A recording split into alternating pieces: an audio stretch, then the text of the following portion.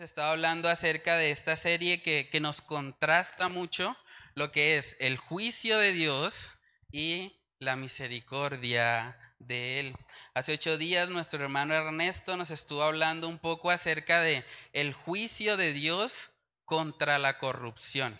Y vimos que la nación de Israel había llegado a un punto donde sus gobernantes eran corruptos, y no solo sus gobernantes, sino que los que estaban llamados a ser los líderes espirituales, estoy hablando de los sacerdotes, también estaban siendo influenciados y estaban enseñando por precio.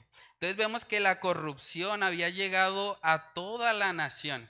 Y como consecuencia de eso, vamos a ver ahí en Miqueas 3:12, para recordar un poco lo que fue el sermón pasado, el Señor dice a través de Miqueas que Sión será arada como campo y que Jerusalén vendrá a ser montones de ruinas y el monte de la casa como cumbres de bosque. Ustedes pueden buscar en fuentes históricas externas a la Biblia y darse cuenta que aproximadamente en el año 586 antes de Cristo, los babilonios conquistaron Israel y hicieron literalmente que Jerusalén fuese convertida en montones de ruinas. Y podemos ver cómo la historia misma confirma lo que es la palabra de Dios, porque la palabra de Dios viene de Él y Él es el Dios de la historia. Entonces podemos ver que ahí en Miqueas 3:12 se nos habla acerca de un evento histórico en el que los babilonios llegaron a establecer el juicio de Dios contra esa nación por causa de su corrupción. Y vamos a ver hoy en Miqueas capítulo 4 que se nos presenta un contraste.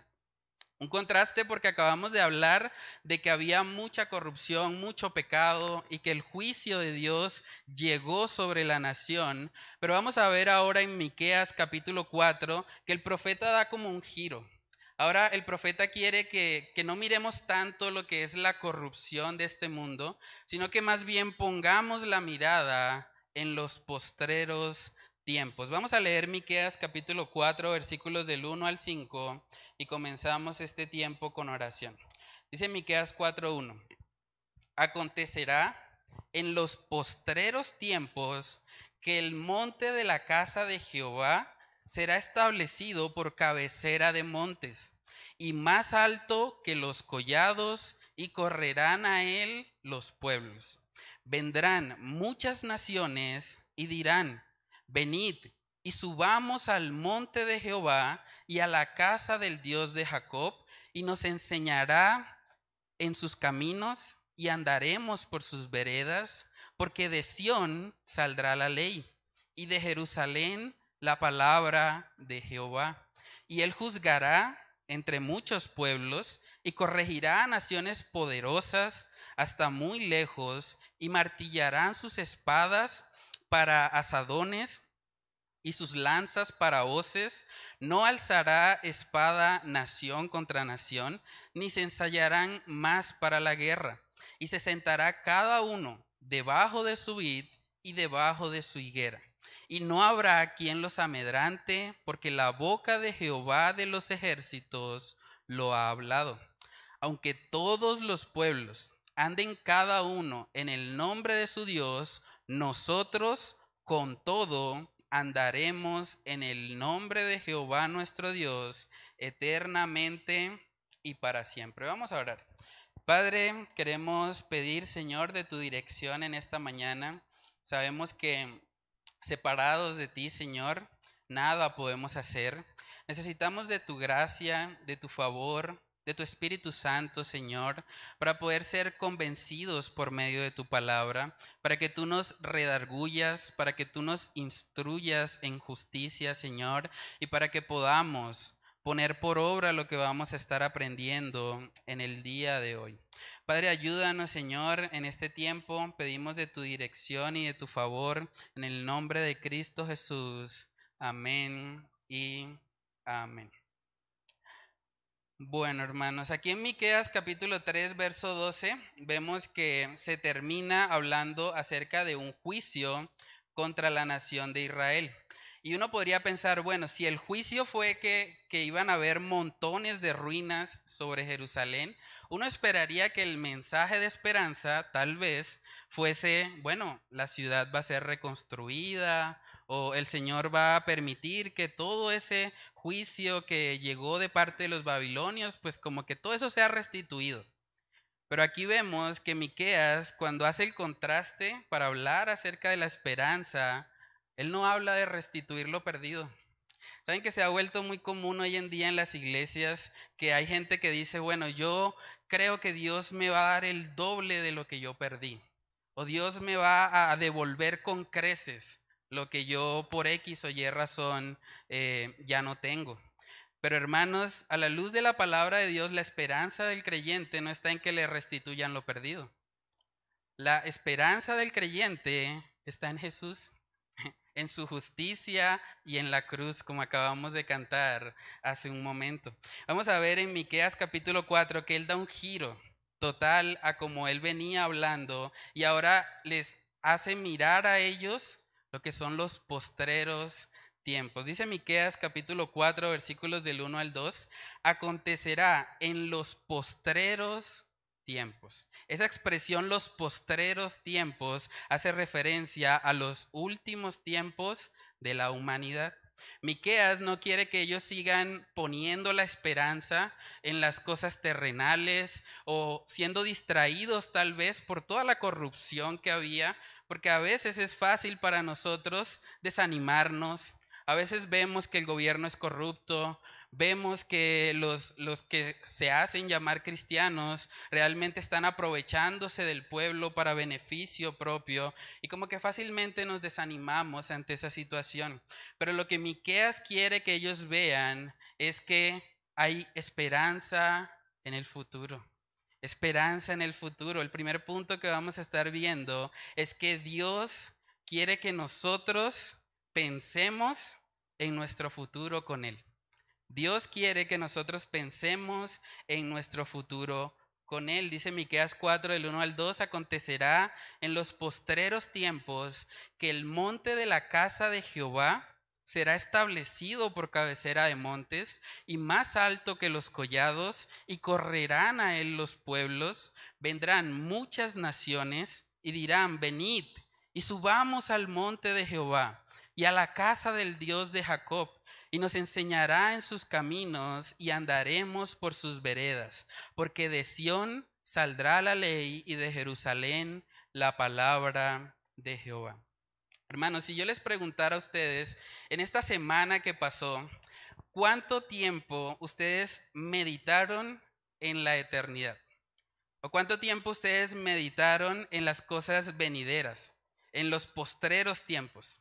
Yo creo que si somos honestos, la mayoría tendría que reconocer que no pasamos a veces mucho tiempo pensando en nuestra realidad futura, porque estamos tan ocupados en nuestra realidad presente que muchas veces se nos olvida que esta no es nuestra ciudad permanente, como cantábamos también hace un momento. Debemos entender que como creyentes estamos aquí de paso.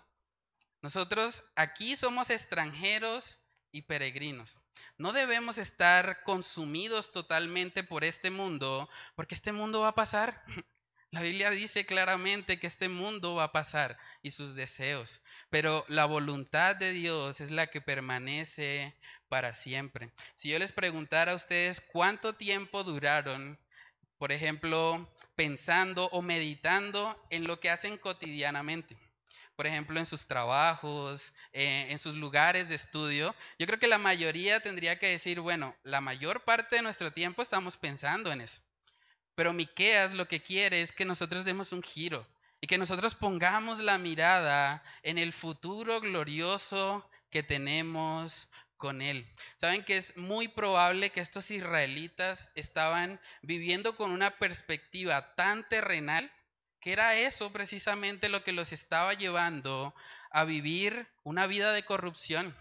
Cuando una persona piensa y cree en su corazón que todo lo que hay, todo lo que existe se limita simplemente a lo que es terrenal, esa persona va a vivir una vida muy pecaminosa. Y tenemos ejemplos de eso. Vamos a ir a Isaías Isaías capítulo 22, sabemos que Isaías fue un profeta contemporáneo con Miqueas y vamos a ver cómo él habla acerca de los impíos, acerca de los que no conocen al Señor. Miren lo que dice Isaías 22, versículos del 12 al 13.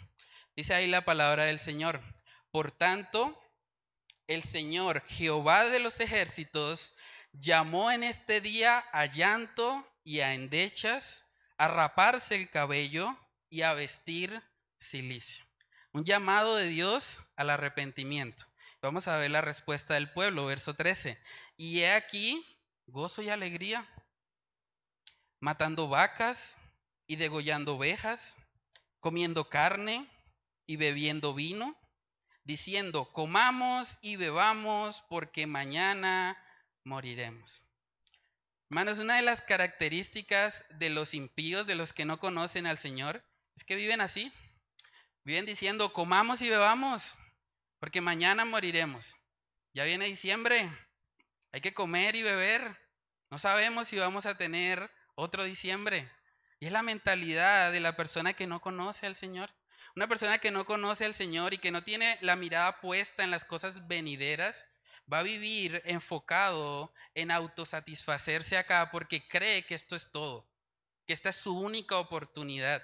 Y por eso uno escucha a veces gente diciendo frases como, bueno, la vida es corta, hay que disfrutarla. Es una mentalidad terrenal. O hay gente que también dice, bueno, realmente nadie me está viendo. Yo puedo cometer ese pecado, nadie se va a dar cuenta. O a veces hay gente que dice, bueno, gocémonos hoy porque mañana no sabemos. No sabemos qué va a ser del futuro.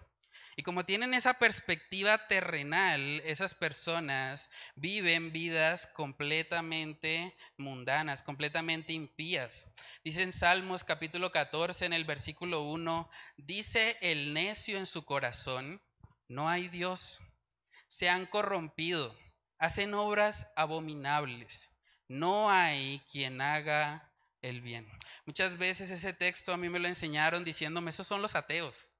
Los ateos son los que son necios, los que dicen no hay Dios. Pero si miramos con detalle el pasaje, dice el necio en su corazón. De hecho, ni siquiera está hablando de sus labios, está hablando de lo que alguien piensa en su corazón. O sea que la aplicación del pasaje es mucho más amplia, porque aún un creyente que de labios para afuera diga yo creo en Dios, si él en su corazón piensa como acabamos de hablar, por ejemplo, piensa nadie me está viendo, puedo hacerlo, o la vida es corta, tengo que aprovechar, o vivir cada día como si fuera el último. Eso se ha vuelto muy común hoy en día. Pero si una persona dice eso a su corazón, realmente es por causa de su corrupción. Dice ahí que se han corrompido, hacen obras abominables. Por eso es tan importante, hermanos, tener una perspectiva celestial. Tener presente que nosotros estamos de paso. Dicen Proverbios también, capítulo 1, ese texto es precioso. Proverbios capítulo 1 nos recuerda que el principio de la sabiduría es el temor de Jehová. Y miren el contraste, los insensatos desprecian la sabiduría y la enseñanza. Hermanos, tal vez una de las mentiras en las que Satanás está trabajando más activamente hoy en día es en la mentira del naturalismo. Es hacerle creer a la gente que solamente lo que se puede tocar y palpar es real. Si no lo podemos percibir con nuestros sentidos, entonces no lo aceptamos. Pero cuando una persona vive de esa manera, realmente la cantidad de pecaminosidad que puede llegar a su corazón es increíble.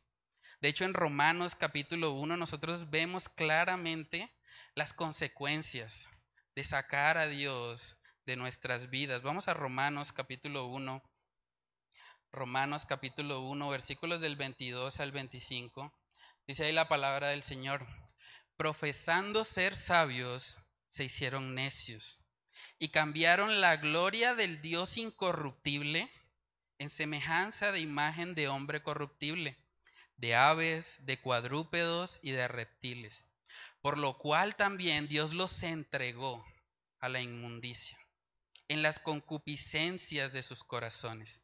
De modo que deshonraron entre sí sus propios cuerpos, ya que cambiaron la verdad de Dios por la mentira, honrando y dando culto a las criaturas antes que al Creador, el cual es bendito por los siglos. Amén.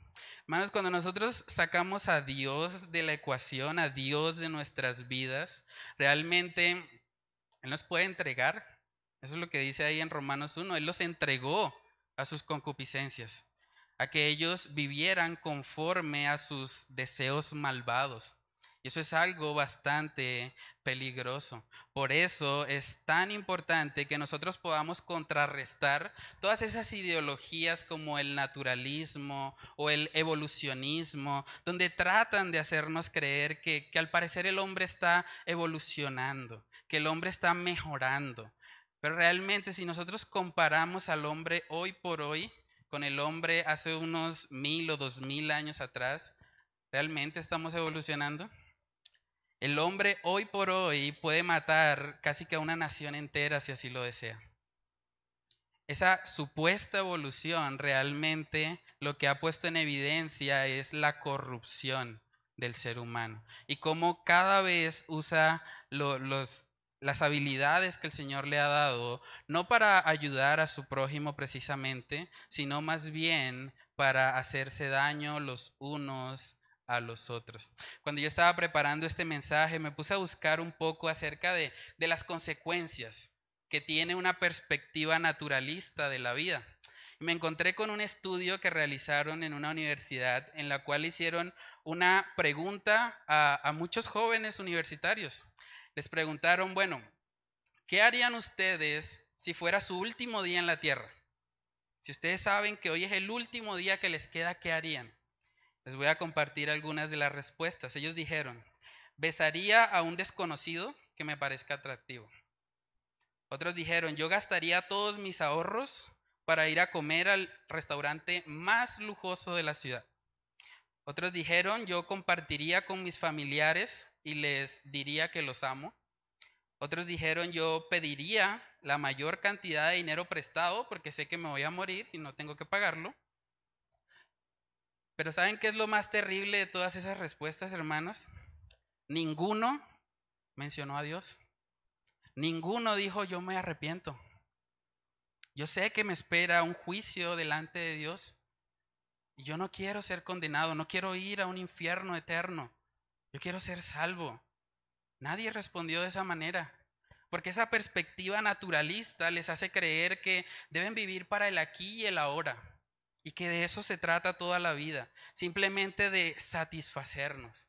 Y por eso vemos corrientes como el humanismo, que dice que el fin último del hombre es ser feliz, alcanzar una felicidad que no está ligada precisamente al gozo de Dios, sino más bien a sus deseos carnales. Entonces, hermanos, debemos tener mucho cuidado con esa mentalidad. De hecho, vamos a ver en Filipenses capítulo 3 que esa mentalidad naturalista también la tienen los falsos profetas o los falsos maestros. Vamos a Filipenses capítulo 3. Filipenses capítulo 3, vamos a estar viendo ahí los versículos del 18 al 21. Dice ahí la palabra de Dios, porque por ahí andan muchos, de los cuales os dije muchas veces, y aún ahora lo digo llorando, que son enemigos de la cruz de Cristo, el fin de los cuales será perdición. Miren lo que dice después, cuyo Dios es el vientre y cuya gloria es su vergüenza, que solo piensan en lo terrenal. ¿Recuerdan a los gobernantes de Israel? ¿Recuerdan que los sacerdotes estaban enseñando por precio? Estaban pensando solo en lo terrenal, pensando en el aquí y el ahora. Pero miren el contraste ahí en Filipenses 3, dice Pablo, mas nuestra ciudadanía, hablando de los creyentes, está en los cielos, de donde también esperamos al Salvador, al Señor Jesucristo, el cual transformará el cuerpo de la humillación nuestra para que sea semejante al cuerpo de la gloria suya, por el poder con el cual puede también sujetar a sí mismo todas las cosas. Hermanos, el Dios de los falsos maestros es su vientre, es autosatisfacerse, pero los verdaderos creyentes entienden que tienen una morada celestial. También vamos a mirar Primera de Pedro capítulo 2. Primera de Pedro capítulo 2, versículos del 11 al 12. Primera de Pedro 2:11 dice: amados, yo os ruego, ¿como a qué? Extranjeros y peregrinos. Extranjeros y peregrinos, personas que no viven permanentemente acá, que os abstengáis de los deseos carnales que batallan contra el alma, manteniendo buena vuestra manera de vivir entre los gentiles, para que en lo que murmuran de vosotros como de malhechores, glorifiquen a Dios en el día de la visitación al considerar vuestras buenas obras. Es muy importante, hermanos, que nosotros desarrollemos una mentalidad que no esté enfocada solo en esta tierra. Si usted está viviendo solo para alcanzar metas terrenales, usted está perdiendo el tiempo. Usted está viviendo para algo que se va, para algo que no perdura en el tiempo. El apóstol Pablo también habló acerca de eso en 2 de Corintios capítulo 4, versículos del 17 al 18, dice ahí: porque esta leve tribulación momentánea, y quiero hacer un paréntesis ahí, o sea, todo lo que Pablo sufrió, él fue náufrago, él fue abofeteado, él fue azotado, y él llama eso una leve tribulación momentánea. ¿De dónde saca eso Pablo? Eso pasa, hermanos, cuando tenemos una perspectiva eterna. Dice ahí: porque esta leve tribulación momentánea produce en nosotros un cada vez más excelente y eterno peso de gloria. No mirando nosotros las cosas que se ven, sino las que no se ven. Pues las cosas que se ven son temporales, pero las que no se ven son eternas. Hermanos, como creyentes debemos desarrollar esa mentalidad. No vivamos enfocados solo en este mundo, solo en alcanzar metas terrenales. Debemos aprender a hacer tesoros celestiales, donde la polilla y el orín no corrompen, donde sabemos que tenemos una esperanza segura en Cristo Jesús. Vamos a ver también en Colosenses capítulo 3 que el apóstol Pablo les insta eso a las iglesias de Colosas. Colosenses capítulo 3, versículos del 1 al 3 dice: si pues habéis resucitado con Cristo, buscad las cosas de arriba, donde está Cristo, sentado a la diestra de Dios. Poned la mira en las cosas de arriba, no en las de la tierra, porque habéis muerto y vuestra vida está escondida con Cristo en Dios. Hermanos, cuando un creyente entiende que está de paso, va a ser mucho más útil para la obra de Dios. Hay una frase de un autor, él se llama C.S. Lewis. Él dijo: si nosotros leemos la historia cristiana, veremos que los cristianos que más hicieron por el mundo presente fueron precisamente los que más se ocuparon del venidero. Los cristianos que más hicieron por el mundo presente fueron los que más se ocuparon del venidero. Entonces, tener una mentalidad de que estamos de paso, de que debemos vivir para la gloria de Dios, que el tiempo es un recurso que se nos va. Yo creo que a veces no somos tan conscientes de eso, hermanos, porque vivimos en una sociedad que nos hace creer que vamos a tener tiempo infinito, pero el tiempo es limitado, el tiempo se nos está yendo. Cada día pasa y nosotros un día vamos a partir, pero debemos preguntarnos si hemos utilizado nuestro tiempo para la gloria de Dios. ¿Saben que dice en Salmos capítulo 90? Ese es el llamado Salmo de los cumpleaños. Salmos capítulo 90, en el versículo 2, ese salmo fue escrito por Moisés. Él dijo la siguiente frase, él dijo: enséñanos de tal modo a contar nuestros días que traigamos al corazón sabiduría. Enséñanos de tal modo a contar nuestros días. a ser consciente que es limitado el tiempo que tenemos. Saben que para poder ilustrar eso mejor, yo les preparé una actividad. Yo sé que no estamos en un salón de clases, pero vamos a hacer una pequeña actividad. Mi esposa les va a entregar una hojita para que ustedes puedan reflexionar un poco en lo limitada que es nuestra vida. La hojita tiene aproximadamente 90, no, exactamente tiene 90 rombos y la idea es que ustedes van a colorear los rombos correspondientes a su edad. ¿Por qué hacemos eso? La idea es que usted pueda contemplar en perspectiva lo que es su vida. Ahora, una vida de 90 años es una vida larga. De hecho, yo creo que probablemente no voy a vivir tanto tiempo, pero seamos un poco optimistas en eso. Yo coloqué 90 rombos ahí. La idea es que usted pueda colorear y que usted pueda hacerse las preguntas que están ahí debajo. Pregúntese usted cómo ha usado su vida hasta hoy. Hasta la edad que usted tiene hoy, ¿usted puede decir que ha vivido para las cosas eternas? O tal vez usted tiene que reconocer que ha dedicado gran parte de su vida a las cosas terrenales. Y la idea con eso también no es hacer sentir mal a nadie. Yo sé que a veces cuando hay personas de edad avanzada pueden decir, no, pues se me está acabando demasiado rápido el tiempo. Pero la idea de eso, hermanos, más que generar culpa en nosotros, es que aprovechemos ese tiempo que nos queda. Es que vivamos para el Señor, vivamos para las cosas eternas. Pidámosle a Dios que Él nos ayude a estar enfocados, a no distraernos con tantos afanes de este mundo, sino a entender que tenemos una ciudad celestial y que debemos vivir para aquello que realmente tiene valor eterno. Entonces ahí les dejo esa hojita para que ustedes puedan llenarla en su casa y puedan reflexionar un poco acerca de cómo han invertido ustedes su vida hasta hoy y que puedan tomar decisiones para su vida futura. Vamos a volver ahí al texto de Miqueas capítulo 2 versículo 4. Ya hablamos un poco de que Miqueas quiere que tengamos una perspectiva futura.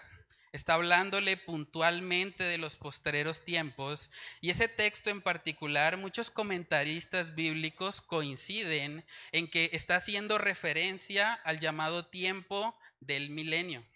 En el tiempo del milenio, eso lo encontramos en Apocalipsis capítulo 20, vamos a verlo ahí rápidamente. En el tiempo del milenio se nos dice que Satanás va a ser atado. Y al Satanás ser atado vendrá un tiempo de paz sobre la tierra que durará 1000 años. En Apocalipsis capítulo 20 vamos a verlo. En el versículo 4 se nos describe un poco acerca de ese milenio. Apocalipsis 24 dice, y vi tronos y se sentaron sobre ellos los que recibieron facultad de juzgar, y vi las almas de los decapitados por causa del testimonio de Jesús y por la palabra de Dios, los que no habían adorado a la bestia ni a su imagen, y que no recibieron la marca en sus frentes ni en sus manos, y vivieron y reinaron con Cristo 1000 años. Aquí vemos que se está hablando acerca de un reinado de Cristo. Ahora, si nosotros pensamos por un momento, ¿cómo sería un reinado de Cristo? Un reinado de Cristo sería algo espectacular, sería algo de completa paz, sería algo en lo que no estaríamos en guerra. Y de hecho eso es lo que vemos en Miqueas capítulo 4. Vamos a leer nuevamente Miqueas 4, versículos del 1 al 4. Y tenga en mente ahora cómo sería este texto si pensamos en que el que está gobernando es nuestro Señor Jesucristo. Dice Miqueas 4:1.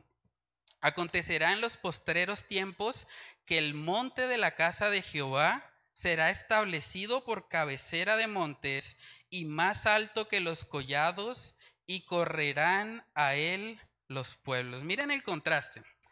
Tenemos los gobernantes de Israel, que eran personas que se aprovechaban del pueblo. Realmente las personas que estaban siendo abusadas por estos líderes no querían ir donde ellos. Pero aquí vemos en el versículo 1 que habla de personas que corren a él. Los pueblos corren a él.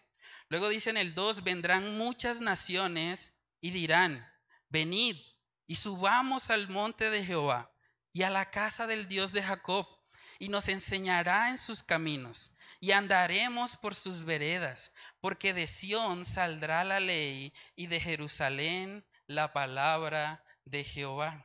Una vez más vemos que la persona que está gobernando aquí va a enseñar sus caminos y van a andar ellos por sus veredas. Dice que de Sión saldrá la ley y de Jerusalén la palabra de Jehová. Y qué contraste, porque acabamos de hablar de que los sacerdotes corruptos enseñaban por precio. Ellos daban un mensaje dependiendo de cuánto era la ofrenda.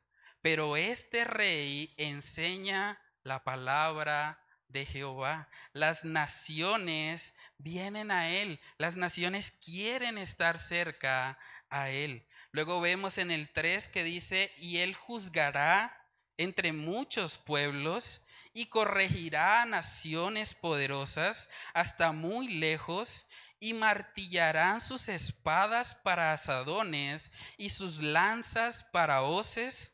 No alzará espada nación contra nación, ni se ensayarán más para la guerra. Entonces, este rey que está mostrando aquí Miqueas va a traer paz. No va a haber más guerra. Incluso dice que las espadas serán utilizadas para asadones.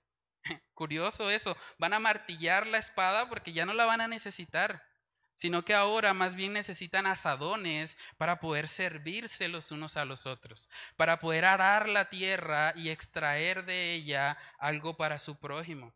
Vemos también en el verso 4 que dice, y se sentará cada uno debajo de su vid y debajo de su higuera. Si trajemos esto al contexto de hoy, ustedes han visto a una isla, por ejemplo, costera.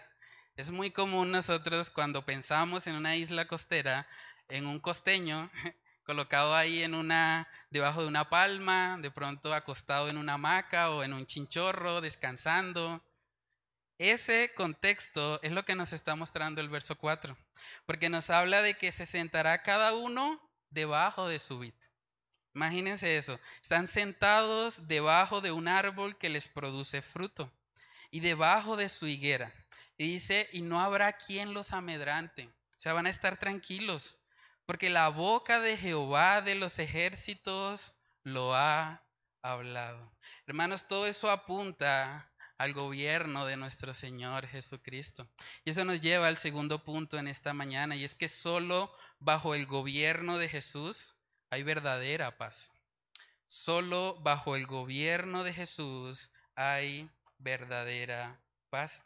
Entonces, vemos ahí, hermanos, cómo Miqueas plantea un contraste total. Y lo que él quiere es que las personas de Israel entiendan que aunque han tenido muy malos gobernantes, gobernantes que han abusado del pueblo, sacerdotes que han enseñado por precio, ellos pueden tener la confianza y la esperanza de que un día se levantará el Rey de Reyes y Señor de Señores, y él gobernará con justicia.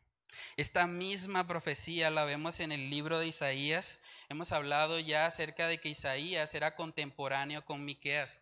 De hecho, hay diferentes posiciones respecto a eso. Hay gente que dice que Miqueas copió a Isaías, o hay gente que dice que Isaías copió a Miqueas, porque vamos a ver que la profecía es prácticamente la misma.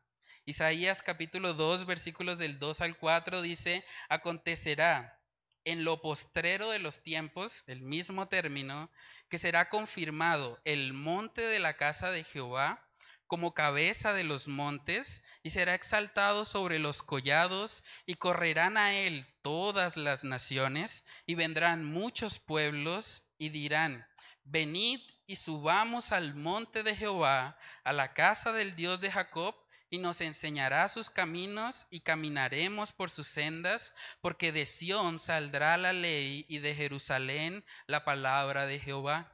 Y juzgará entre las naciones y reprenderá a muchos pueblos, y volverán sus espadas en rejas de arado y sus lanzas en hoces. No alzará espada nación contra nación, ni se adiestrarán más para la guerra. Es prácticamente la misma profecía. Y eso también es evidencia de que es el Espíritu Santo el que está detrás.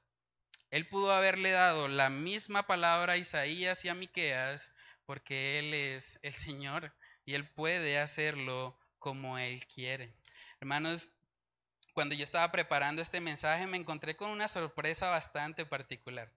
Este texto de Isaías capítulo 2, del versículo 4, para sorpresa mía, se encuentra en la sede de Nueva York de la ONU. Y uno dice, ¿en serio? No hace falta ser muy ilustre para darse cuenta que la ONU, la Organización de Naciones Unidas, no es precisamente una organización que fomenta el cristianismo. Pero me llamó mucho la atención que en la sede de Nueva York hay un muro que se llama el Muro de Isaías y que contiene esta profecía.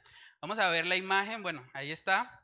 No sé si alcanzan a leer bien ahí, está en inglés, pero es bastante curioso porque ellos tomaron Isaías 2:4 pero quitaron la primera parte. Es decir, la profecía ahí empieza diciendo, y volverán sus espadas en rejas de arado y sus lanzas en hoces, no alzará espada nación contra nación, ni se adiestrarán más para la guerra. O sea, quitaron la parte donde dice, y juzgará entre las naciones. Porque desafortunadamente, hermanos, el enfoque de este mundo es en tener los beneficios de Dios sin tener al Dios de los beneficios. No sé si me hago entender en eso. Pero es muy común, de hecho también hay otra imagen ahí, y también está en Nueva York, donde se ve cómo están utilizando un martillo para golpear la espada y convertirla en un asadón. Porque está hablando, o ellos quieren representar que vendrá un tiempo de paz. Un tiempo en el que ya las naciones no van a necesitar las espadas para atacarse unos a otros. Pero es curioso cómo el mundo en general realmente siempre quiere los beneficios de Dios sin Dios. Por ejemplo, vivimos en un mundo que dice que quiere amor, ¿cierto? Se habla con las personas y la mayoría de las personas le van a decir, claro, yo quiero que me amen, pero al mismo tiempo el mundo ignora al único que por naturaleza es amor, Dios. También vivimos en un mundo que anhela gozo, anhela felicidad, pero al mismo tiempo ignora a aquel en cuya presencia hay plenitud de gozo. Dice la palabra en Salmos 16:11. Vemos que vivimos en un mundo que quiere paz, como la ONU. Ellos quieren paz, no quieren a Dios, sacaron la parte donde habla de Dios, pero quieren paz.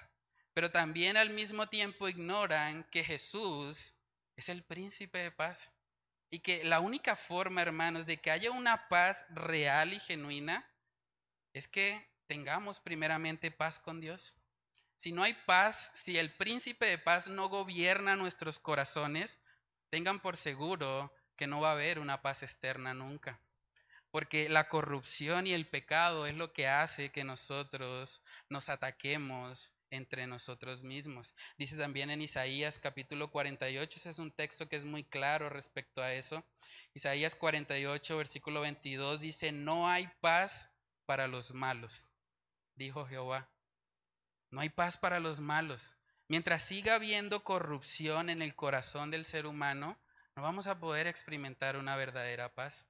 En el mismo texto de Isaías, en el capítulo 59, vemos que se nos muestra la raíz del problema. La raíz del problema, hermanos, es el pecado. Isaías 59, versículos del 1 al 2 dice, he aquí que no se ha cortado la mano de Jehová para salvar, ni se ha agravado su oído para oír. Dios sigue siendo el mismo. Él no es el problema. ¿Cuál es el problema? Verso 2. Pero vuestras iniquidades han hecho división entre vosotros y vuestro Dios. Y vuestros pecados han hecho ocultar de vosotros su rostro para no oír. El problema de la ausencia de paz es que no nos hemos reconciliado con nuestro Dios. Es que el mundo sigue pensando que la paz se trata de convertir una espada en un asadón. Y no ha querido entender que la paz trata primeramente de reconciliarnos con un Dios santo, santo, santo.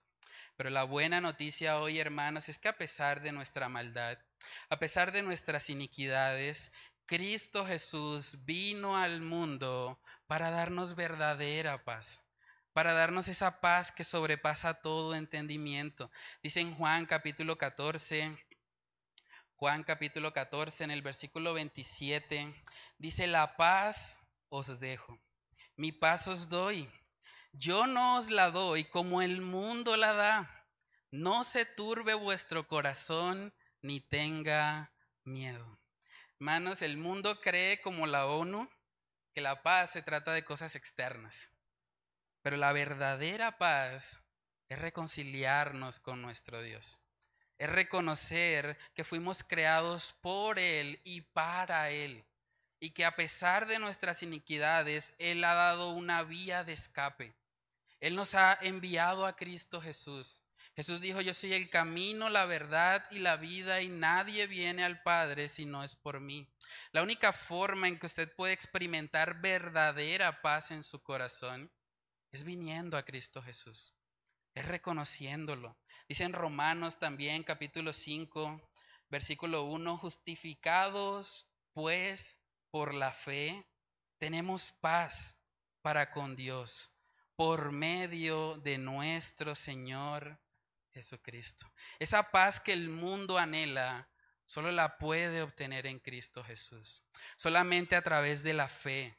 Solamente creyendo en la obra perfecta que Él hizo en la cruz del Calvario, podemos experimentar verdadera paz. También vemos en la palabra de Dios, hermanos, que la paz es fruto del Espíritu. En Gálatas capítulo 5, hicimos hace poco una serie sobre el libro de Gálatas. Estuvimos hablando acerca de cada aspecto del fruto. Y veíamos que en el pasaje donde habla del fruto hay un solo imperativo. Y está en Gálatas capítulo 5, verso 16. Dice ahí la palabra: digo pues, andad en el Espíritu y no satisfagáis los deseos de la carne. Si nosotros andamos en el Espíritu, si nosotros le buscamos a Él, vamos a poder experimentar verdadera paz. Una paz que no depende de las circunstancias. Una paz que aun cuando el gobierno sea corrupto, aun cuando los líderes religiosos sean corruptos, nosotros la podamos experimentar. Y es lo que Miqueas le está haciendo ver al pueblo de Israel. Les está mostrando que a pesar del pecado, a pesar de la corrupción, aún hay esperanza en Cristo Jesús. Hay una historia que me impacta mucho y creo que nos deja un ejemplo a todos nosotros, y es la historia de David. En un momento de su vida vemos que David le estaba saliendo todo mal. Prácticamente todo lo que él quería hacer estaba saliendo de forma contraria. Pero vamos a ver cómo aún en medio de una situación difícil, donde tal vez él había perdido la esperanza, él pudo encontrar en el Señor la paz y la fortaleza que necesitaba para ese momento. Dice primera de Samuel capítulo 30, versículos del 1 al 6: cuando David y sus hombres vinieron a Siclac al tercer día, los de Amalec habían invadido el Negev y a Siclac, y habían asolado a Siclac y le habían prendido fuego, y se habían llevado cautivas a las mujeres y a todos los que estaban allí, desde el menor hasta el mayor, pero a nadie habían dado muerte, si no se los habían llevado al seguir su camino. Pongámonos un poco en el lugar de David. David es un hombre de guerra y le están diciendo, bueno, sus mujeres y todas sus pertenencias fueron tomadas. Alguien se las llevó, las mujeres fueron cautivas y ahora usted, como hombre de guerra, está solo. Verso 3 dice: vino pues David con los suyos a la ciudad, y he aquí que estaba quemada, y sus mujeres y sus hijos e hijas habían sido llevados cautivos. Entonces David y la gente que con él estaba alzaron su voz y lloraron, hasta que les faltaron las fuerzas para llorar. Imagínense la magnitud de ese lloro.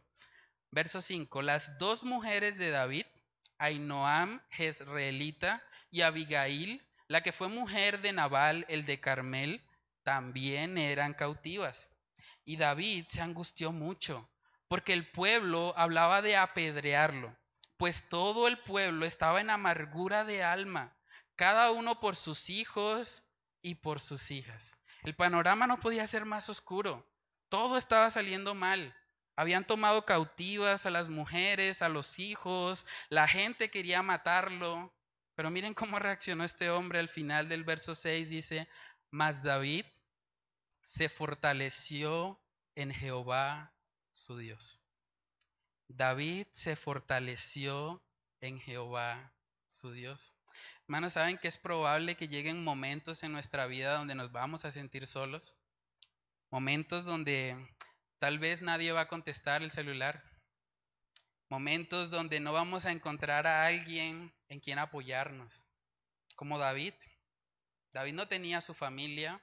Los que eran sus amigos estaban llorando con él. Incluso dice que algunos querían matarlo. Pero vemos que él se fortaleció en Jehová. Y eso es lo que Miqueas quiere que nosotros entendamos. Aquí vemos que en medio de una situación horrible en toda la nación de Israel y de Judá, él les anima a poner la mirada en los postreros tiempos, a poner la mirada en Jesús, a enfocarse en las cosas eternas. Hermanos, no intentemos fortalecernos en el celular. Hay mucha gente que en medio de esta cultura tecnológica en la que estamos, cuando se siente triste, va y se mete horas al celular. No intentemos tampoco fortalecernos en cambiar de ambiente. Hay mucha gente que dice, no, yo lo que necesito es un cambio de ambiente. Yo necesito unas vacaciones. Necesito ir a la playa. Si yo hago eso, voy a estar mejor. No, hermanos. David se fortaleció en Jehová.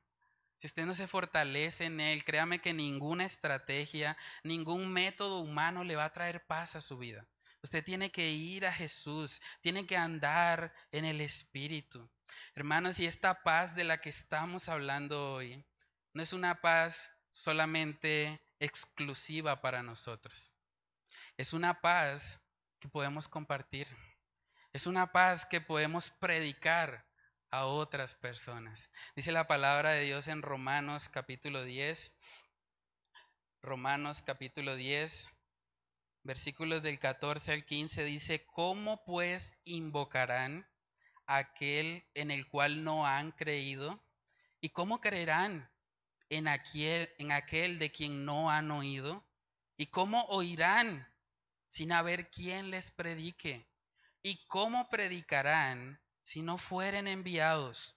Como está escrito, cuán hermosos son los pies de los que anuncian la paz, de los que anuncian buenas nuevas. Hermanos, nosotros podemos compartir de esa paz a los que nos rodean.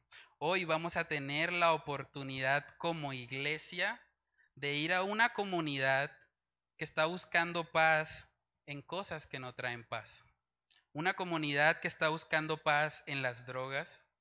Una comunidad que tal vez está pensando que el alcohol les va a traer paz.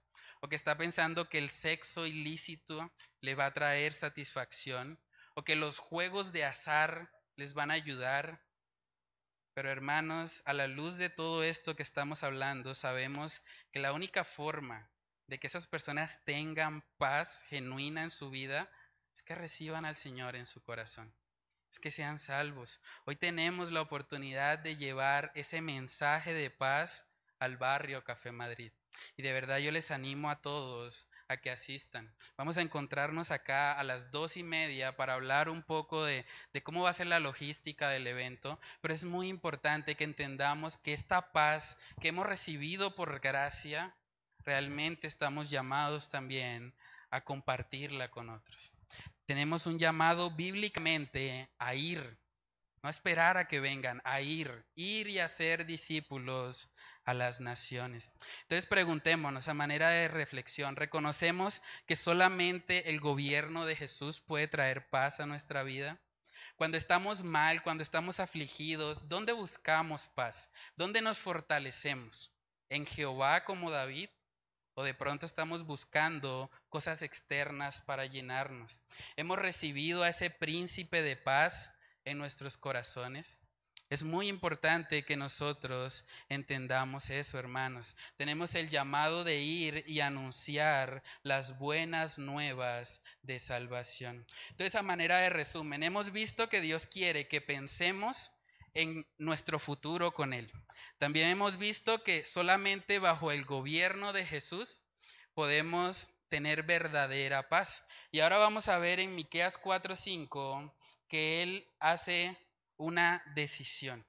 Miqueas capítulo 4, verso 5 dice: aunque todos los pueblos anden cada uno en el nombre de su Dios, nosotros, se incluye Miqueas, con todo andaremos en el nombre de Jehová nuestro Dios eternamente y para siempre.